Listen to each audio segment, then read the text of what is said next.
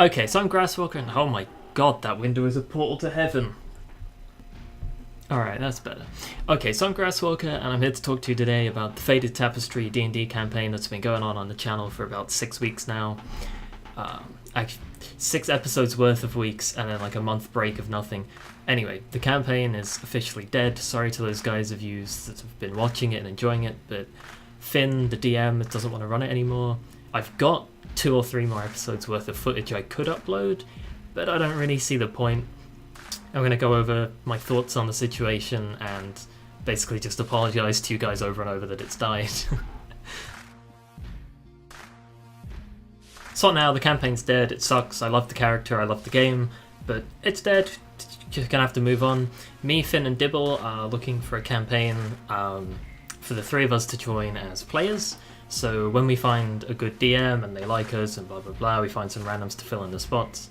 I'll probably try and record that game, so there'll be a new campaign that comes up once a week-ish unless sessions are cancelled. So basically there'll be a new campaign that'll take this one's place, but I don't know what the timeline on that is. We've looked for games, we found a couple that we like, we've applied for them, but we have to hear back, we have to make a good impression in the interviews, all that kind of crap. Surprisingly similar to job hunting, finding a good D&D campaign where the DM is like, why should you be in my game? And we're like, how do you feel about these different scenarios? And then we have to like match our interests so that everybody enjoys it. If any of you are curious why the campaign died, I think it comes down to a mixture of maybe 3 to 4 reasons.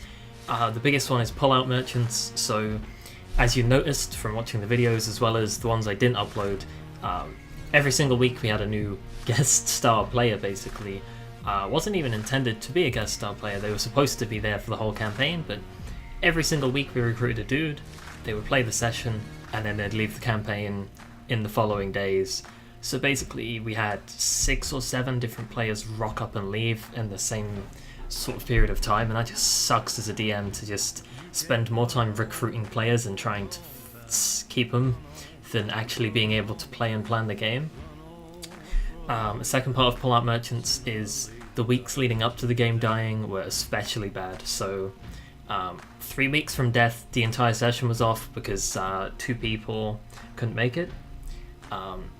2 weeks before death I told the guy that I had to leave early. I could make the session for like 2.5 hours, but just not the full like 3 and a bit.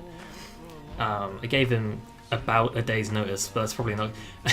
See, I don't feel bad about my one, because it's the first time I ever pulled out in like a year, but others were like serial pull-out merchants. And then on that same day someone else pulled out, so basically we had 3 or 4 players to play. We played the session to the point where I left, and then there just wasn't enough left, so they gave up and stopped. And then the final week, the night before the session was due to start, one of the regular pull-out merchants, main members of the campaign that was there from the start, just said like, I'm done, I'm out, I don't like the campaign, I'm leaving, your campaign sucks, basically. And that's not what you want to hear before the night of your campaign starting. So then that was it. So day before she pulls out, the last couple of sessions have had all issues. It's probably going to die, and he just calls it off, and Finn says, I'm not DMing anymore, I'm giving up, I'm letting it die.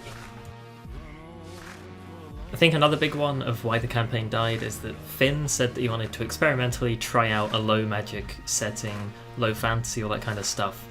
But he sort of designed the plot to be all about a war of the gods and wizards and all this awesome high fantasy stuff.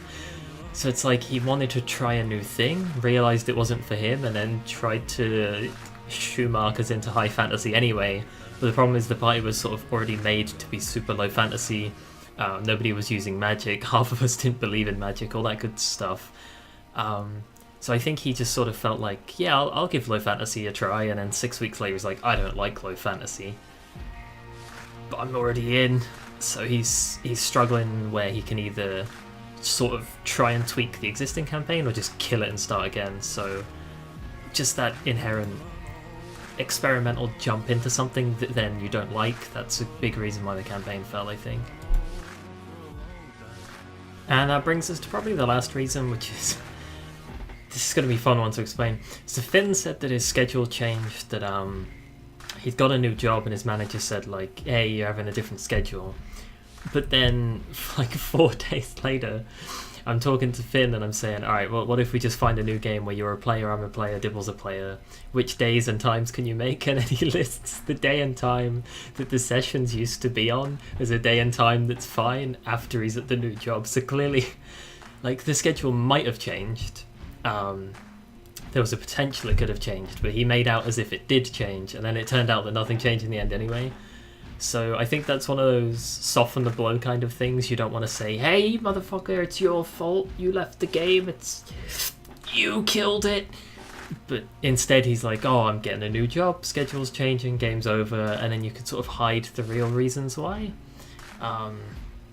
Everyone sort of does it to soften the blow. I'm not sure why. Even I did it. And I specifically told myself that I wasn't going to lie to my players about when the game ended. But a couple months ago when my game did end, I think it's been like 5 months now, I just told them like, hey, yeah, Uniwork's picking up, even though Uniwork wasn't really picking up, but it could have picked up, just because I did it.